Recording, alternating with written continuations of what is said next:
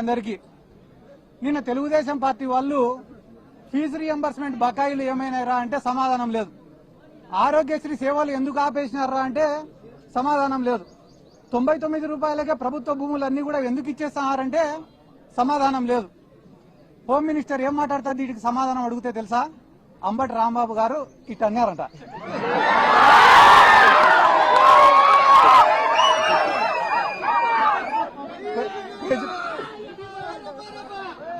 ప్రజలకు ఉపయోగపడే సమస్యలు 100 అడిగితే దానిలకు సమాధానం చెప్పకుండా అంబటి రాంబాబు గారు ఇట్టన్నారు.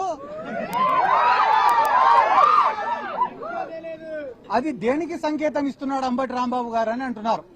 చెయ్యి అయినది, గడ్డం అయినది. అంటే ఈ రాష్ట్రంలో తెలుగుదేశం వాళ్ళు చేసేది ఏమరా అంటే మంచి సబ్జెక్టును అంతా పక్కకు దుబ్బేసి పనికి మాలినది ఒక్కటి పట్టుకుంటారు. ఈ రోజు వాళ్ళు ఏమనుకుంటున్నారు టీడీపీ వాళ్ళంటే అంబటి రాంబాబు గారిని ఇబ్బంది పెడుతున్నాం, బాధ పెడుతున్నామని అనుకుంటున్నారు. కానీ అంబటి రాంబాబు గారు ఏమనుకుంటున్నారు? నేను వైఎస్ఆర్ కాంగ్రెస్ పార్టీ కోసం పోరాడతానా, అందుకు నేను గర్వపడుతున్నా అనుకుంటున్నాడు. ఆయన అట్లా అనుకునే రోజులు మీరు ఆయనను బాధ పెట్టేది లేదు, ఆయనను పీకేది కూడా లేదని చెప్పి జీవితంలో ఎప్పుడైనా ఒకటి ఉంటుందన్నా. ఏంది రాది అంటే మనం చేసే తప్పులు మనకు చాలా చిన్నగా కనిపిస్తాయి, కానీ ప్రపంచానికి చాలా పెద్దగా కనిపిస్తాయి. అదే రకంగా మనం చేసే మంచి మనకు చాలా పెద్దగా కనిపిస్తుంది, కానీ ప్రపంచానికి చాలా చిన్నగా కనిపిస్తుంది. ఈ రోజు కూటమి ప్రభుత్వం యొక్క పరిస్థితి ఏమరా అంటే పొద్దున్న నుంచి రాత్రి వరకు చేసేటివన్నీ కూడా తప్పులే, అయినా కూడా వాళ్ళ కళ్ళకు అవి కనపడ్డంలే. తిరుమల లడ్డు విషయమే దీనికి ఉదాహరణ. వాళ్ళ దృష్టిలో తిరుమల లడ్డు అనేది చాలా చిన్న విషయం, కానీ అది చిన్న విషయం కాదన్నా. పోయి వీళ్ళు వెంకటేశ్వర స్వామితో పెట్టుకున్నారు, నామరూపాలు లేకుండా పోతారు అతి త్వరలో అని కూడా ఈ సందర్భంగా నేను తెలియజేస్తున్నా. మనసుతో ఆలోచించే వాళ్ళు, మనస్సాక్షితో ఆలోచించే వాళ్ళు, దైవభక్తి ఉండేవాళ్ళు, దేవుడి పైన నమ్మకం ఉండేవాళ్ళు, జనసేన పార్టీలో కావచ్చు, తెలుగుదేశం పార్టీలో ఉండే వాళ్ళు కూడా 80% మంది ఈ లడ్డూకు సంబంధించి వాళ్ళు చేస్తున్న తప్పుడు ప్రచారాలను ఒప్పుకోవడం లే ఈ రోజు. కాబట్టి అంబటి రాంబాబు గారిని ఏదో జైలుకు పంపించినంత మాత్రాన ఈ పోరాటం ఆగిపోతుంది, ఇంకా ఎవరు మాట్లాడరు అని అనుకోవడం వాళ్ళ అవివేకం. ఎందుకంటే అంబటి రాంబాబు గారికి జైలుకు పంపించిన రోజు నుంచి ఈ రోజు వరకు వైఎస్ఆర్ కాంగ్రెస్ పార్టీ మాట్లాడడం పక్కన పెట్టండి, మా మౌనిక గారే అద్భుతంగా మాట్లాడుతున్నారు, అనర్గళంగా మాట్లాడుతున్నారు, ధైర్యంగా మాట్లాడుతున్నారు. జరిగిన దాడి గురించి, జరిగిన అన్యాయం గురించి రాష్ట్ర ప్రజలకు స్పష్టంగా వివరించినారు మౌనిక గారు. నిజంగానే మీకు కూడా మా ప్రత్యేక అభినందనలు కూడా తెలియజేస్తున్నాక. ఎందుకంటే గాన మీరు యాక్టివ్ పాలిటిక్స్ లో లేకపోయినా కూడా ప్రజలకు అంత అర్థమయ్యే విధంగా చెప్పడం నిజంగానే చాలా సంతోషం. ఎందుకంటే 10 మంది ఆలోచింపజేసే విధంగా మీరు మాట్లాడినారు. మీరు మాట్లాడిన ఒక గొప్ప మాట ఏమరా అంటే రాళ్లు రువ్వుతున్నా, కత్తులు దూస్తున్నా, గోడల్లో నుంచి గుణపాలు దింపుతున్నా కూడా అంబటి రాంబాబు గారు భయపడలేదంటే ఆయనకు వ్యవస్థలపైన ఉండేటటువంటి నమ్మకం అని ఒక గొప్ప మాట మాట్లాడడం నిజంగానే మా అందరికీ చాలా సంతోషించదగిన విషయం అని చెప్పి సందర్భంగా తెలియజేసుకుంటూ, కానీ ఒక్క బాధ ఏమరా అంటే మీరు ఒక తప్పు కూడా మాట్లాడినారు. ఏం మాట్లాడినారు? ఆ తప్పు అంటే పవన్ కళ్యాణ్ ఇప్పటి వరకు స్పందించలే అని చెప్పి మాట్లాడినారు. మీరు జనసేన కార్యకర్తలను టీడీపీ వాళ్ళు ఎంటబడి కుక్కల్ని కొట్టినట్టు కొడితే కూడా ఆయన స్పందించలేక,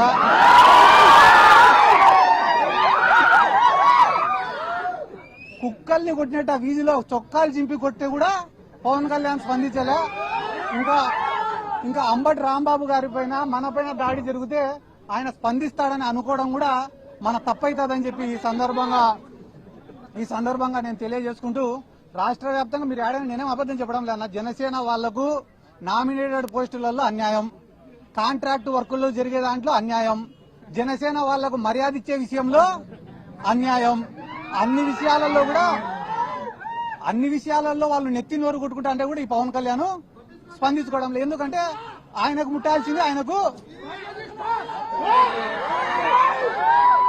ఎందుకంటే ఆయనకు ముట్టాల్సింది ప్రతి నెల ముడతనే ఉంది కాబట్టి ఆయన ఏం స్పందించడంలే. కానీ మీకు అందరికీ అర్థమయ్యేలాగా చెప్పాలంటే ఒక విషయం చెప్తా, గుర్తుపెట్టుకోండి. చంద్రబాబు నాయుడు గారు ఈడ పవన్ కళ్యాణ్, లోకేష్ ఇద్దరు కూర్చొని ఉంటే 3 వస్తువులు ఇచ్చినాడంట పంచుకోమని చెప్పి. ఒక దుప్పటి ఇచ్చినాడంట, ఒక చెట్టు ఇచ్చినాడంట, 3వది ఒక ఆవుని ఇచ్చినాడంట. మీరిద్దరు పంచుకోండి రా ఆస్తులు అని చెప్పినాడంట. చెప్తేనే లోకేష్ ఏమన్నాడంట, అన్నా 2 నిమిషాలు అయిపోయినాక నీ ఇష్టం 2 నిమిషాలు. లోకేష్ చెప్పినాడంట పవన్ కళ్యాణ్కి, అన్నా నీకు పంపకాలు సరిగ్గా రావు, నేను పంచుతా, న్యాయంగా పంచుతా ఇద్దరికి అని అంట. అన్న తర్వాత మొట్టమొదట దుప్పటి తీసుకున్నారంట. దుప్పటి తీసుకుంటే నారా లోకేష్ ఏం చెప్పాడంట, అన్నా న్యాయంగా పంచుకుందామన్నా ఈ దుప్పటి, దీన్ని పొద్దునంతా నువ్వు వాడుకో, రాత్రి అయితే నేను వాడుకుంటా అని అంట. ఆ న్యాయంగా పంచినావు తమ్ముడు అని చెప్పి దుప్పటి తీసుకున్నాడు పవన్ కళ్యాణ్.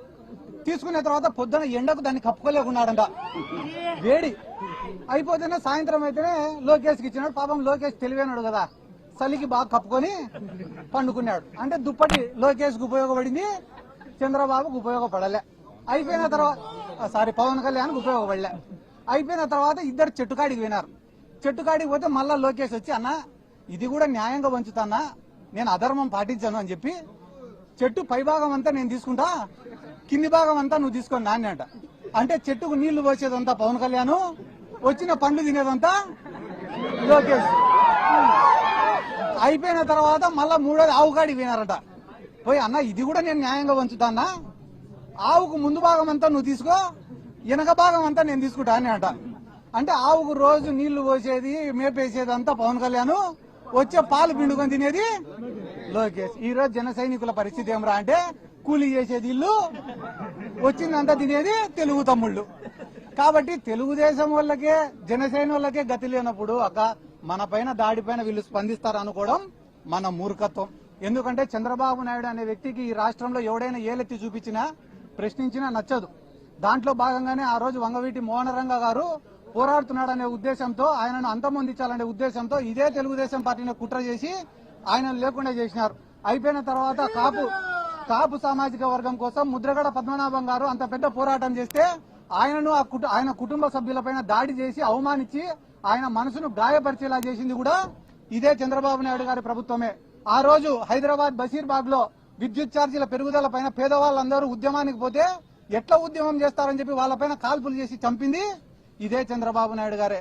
కాబట్టి ఈ రాష్ట్రంలో ఆయనకు ఎవరు కూడా ఎదురు తిరగకూడదు, ఎదురు మాట్లాడకూడదు. ఎవరైనా ఎదురు మాట్లాడితే ఎంత పెద్దవాళ్ళైనా లేదా పూర్తి మైనర్లైనా ఎవరిని కూడా వాళ్ళు ఇడిచిపెట్టారు, వాళ్ళపైన కక్ష సాధింపు చర్యలు చేస్తారు. అందరి జోలికి పోయినారన్నా ఏం బాధ లేదు, మేము తిరిగి వస్తాం, పోరాడతాం, జగన్ సార్ని ముఖ్యమంత్రిని చేసుకుంటాం. కానీ వాళ్ళని క్షమించండి ఎవరో తెలుసా, ఆ భగవంతుడు, ఆ వెంకటేశ్వర స్వామి వాళ్ళని క్షమించాడని చెప్పి ఈ సందర్భంగా నేను తెలియజేసుకుంటూ, ఇంకా వాళ్ళు చేసిన పాపాల గురించి చెప్తే గానీ ఆడ సింహాచలం దేవస్థానం కాడి నుంచి, ఆడ కాశీబుగ్గ కాడి నుంచి, తిరుమలలో జరిగిన తొక్కిసలాట కాడి నుంచి, నిన్న శ్రీశైలంలో జరిగిన లాఠీ చార్జ్ వరకు వాళ్ళ గురించి చెప్తే గానీ రాష్ట్ర ప్రజలే ఎంటబడి తంతారని చెప్పి ఈ సందర్భంగా నేను తెలియజేసుకుంటూ, ఇక్కడ ఉన్న లోకల్ ఎమ్మెల్యే గారు కూడా మా అక్కకు రాజకీయం కొత్త అయినా కూడా చాలా స్పష్టంగా, నిదానంగా, క్లారిటీగా, ఎటువంటి భయం లేకుండా, వణుకు లేకుండా, తొణుకు లేకుండా, బెనుకు లేకుండా మాట్లాడిందంటే దానికి కారణం వాళ్ళలో తప్పు లేదు, నిజాయితీ ఉంది కాబట్టి. అవతల పక్కనే ఆమెను నేను ఇప్పటి వరకు 4 రోజులు చూడబట్టి టెన్షన్ తప్ప ఏం లేదు. అంటే అతి త్వరలో నాకెందుకో అంబటి రాంబాబు అన్న దగ్గరకు వస్తారు 3 ఏళ్ళు అయిపోతేనే. మాదేం తప్పు లేదు, ఏదో చంద్రబాబు నాయుడు చెప్తే చేసినామనో, లోకేష్ చెప్తే చేసినాడు అని. ఆ రోజు మీ ఇష్టం, క్షమిస్తారో లేదో అది కూడా మీకు ఇష్టం అని చెప్పి నేను అదే చెప్పినా కదన్నా, సంవత్సరం నుంచి పెడతారు.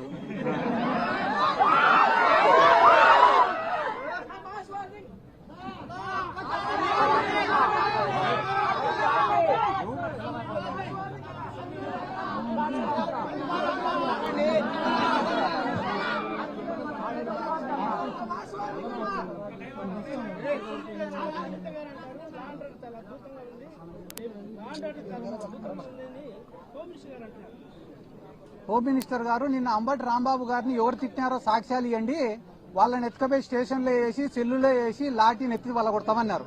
మళ్ళా ఆధారాలు మీ మీడియా వాళ్ళ కాడ ఉన్నాయా లేదా? అంబటి రాంబాబు గారిని తిట్టినట ఉన్నాయి కదా వీడియోలు, అవి ఆధారాలే కదా.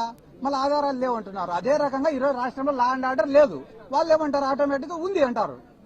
కాబట్టి వాళ్ళు ఎస్ అంటే మీరు ఎస్ అనాలా, నో అంటే లేకుంటే నీ పైన నా పైన కేసు.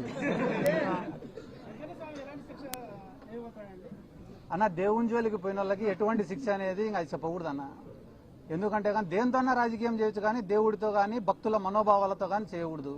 ఈ రోజు ఒక వెంకటేశ్వర స్వామి అంటే ఆంధ్ర రాష్ట్ర ప్రజలకో, చిత్తూరు జిల్లా ప్రజలకో మాత్రమే సొంతమైనటువంటి స్వామి కాదు కదా. ప్రపంచ దేశాలలో ఉండే భక్తులు ఉన్నారు, హిందువులు అందరూ కూడా వెంకటేశ్వర స్వామిని ఎంతో పవిత్రంగా భావించి వస్తారు. ఒకవేళ నిజంగంటేనే దాంట్లో ఏదన్నా తప్పు జరిగినా కూడా చట్టం తన పని తను చేసుకొని పోవాలా తప్ప రాష్ట్రానికి పెద్ద దిక్కుగా ముఖ్యమంత్రి కుర్చీలో ఉన్న చంద్రబాబు నాయుడు గారు ఇన్నిసార్లు ప్రెస్ మీట్ పెట్టి దాంట్లో పందికోవనో లేకుంటే గాన బాత్రూంలు కడిగే కెమికల్ ఉందనో లేకుంటే గాన దాని యొక్క పవిత్రను తగ్గించే పని మాత్రం చెయ్యకూడదు. అది తప్పు. ఆ పని ఆయన పూనుకున్నాడంటే కేవలం ఈ రాజకీయ స్వార్థంతో చేస్తున్నాడు తప్ప దాంట్లో నిజం లేదని అర్థం.